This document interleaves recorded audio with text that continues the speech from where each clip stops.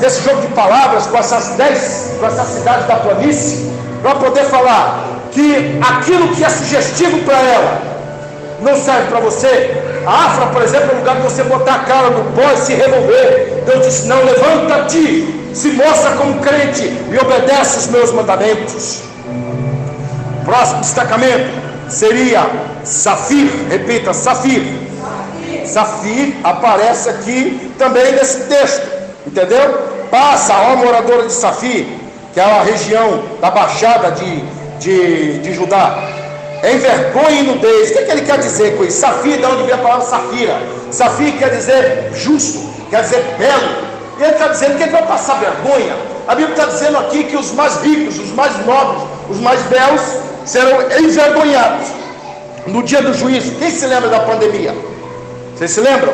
Pobres e ricos morreram. Para você ver, irmão, que diante de Deus não tem privilégios. Diante de Deus, quando uma pessoa pode ser rico, pode ser o rei, ele vai humilhar. Então ele não quer que isso aconteça conosco, porque não será a sua beleza ou a sua justiça própria que vai te livrar naquele dia, e sim a obediência aos mandamentos de Deus. Outro destacamento seria Zaanã. Repita, Zaanã. Zaanã, a Bíblia diz que não saiu, e o pranto de Bet-Ezel. Zaanã é uma palavra que significa significa lugar das manadas. Era um lugar de pasto. Então a Bíblia está dizendo o seguinte, que Zaanã não saiu, ou seja, eles preferiram ficar com seus pastos ali. Quando os assírios vierem, eles vão levar tudo, vocês podem ter certeza. Zaanã representa hoje pessoas acomodadas na sua zona de conforto.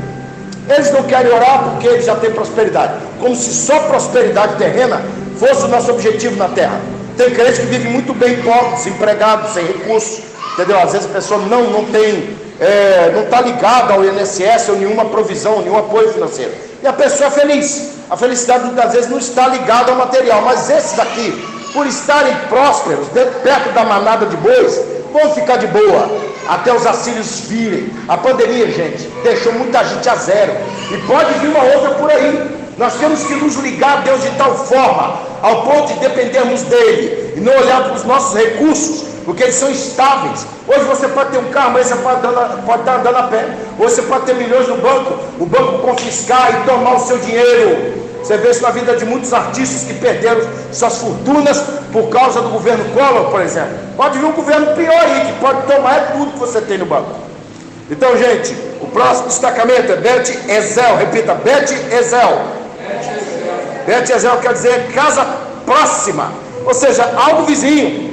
Ele disse: o pranto de Bet-Ezel tirará de vós a sua posição, ou seja, o pranto da casa vizinha não chegou até você, vai te trazer terror.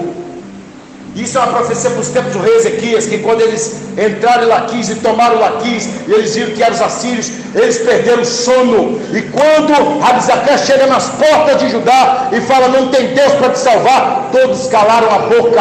A nossa fé vai ser posta à prova. Se você não estiver ligado a Deus, você não vai ser como Ezequias, ir por quarto, rasgar suas vestes e chorar. Você vai ficar com medo do inimigo. Então vamos nos apegar a Deus com uma fé viva. O último aqui, gente, é Maressa. Repita, Maressa. Maressa significa liderança, na frente, principal, vitoriosa. Então o que acontece? A Bíblia vai falar aqui sobre Maressa, mas ele fala muito sobre Maressa, mas não vou tomar o tempo dos irmãos. Ainda trarei a ti, ó morador de Maressa, aquele que te possuirá, chegará até Adulão, a glória de Israel. O que a Bíblia está falando? Aquele que te possuirá, então aquele que não tem poder sobre você ainda. Eu vou trazer o rei da Síria e vou dar poder a ele para tomar posse de você. Da mesma forma, o crente que ele não vive uma vida correta diante de Deus, ele tem um nome de avanço, ele tem um nome de próspero. E o que acontece é que daqui a pouco você vê os escândalos na internet, pastores mentindo, pastores em adultério, pastores... Gente, quando vivemos a vida na carne, estamos semeando a nossa vergonha e a nossa destruição. Nós temos que plantar no Espírito. Você lembra da oração de Abacuque? Ainda que a figueira não floresça, Deus não me deu a bênção ainda, mas eu vou adorar o Senhor, porque eu vivo por fé e não por vista. E uma última aqui, gente, é Laquis. Repita, Laquis. Laquis significa fortaleza. Em Josué 10:12, você vai ver que foi ali que Josué teve uma tremenda batalha que Deus teve que parar o sol e a lua, e enfim, Laquis ele tem um histórico poderoso de vitória. Foi ali que Israel viu um grande milagre de Deus, que é parar o sol e a lua. Porém, agora em Laquis, os pecados de Samaria estão instalados, para você ver que você pode começar no Espírito, vendo intervenções sobrenaturais de Deus, e mesmo assim, você cair. Quem está de pé, cuida que não caia. Entenda o mistério de Cantares 2,15: apanhar minhas raposas e raposinhas, porque elas destroem a vinha.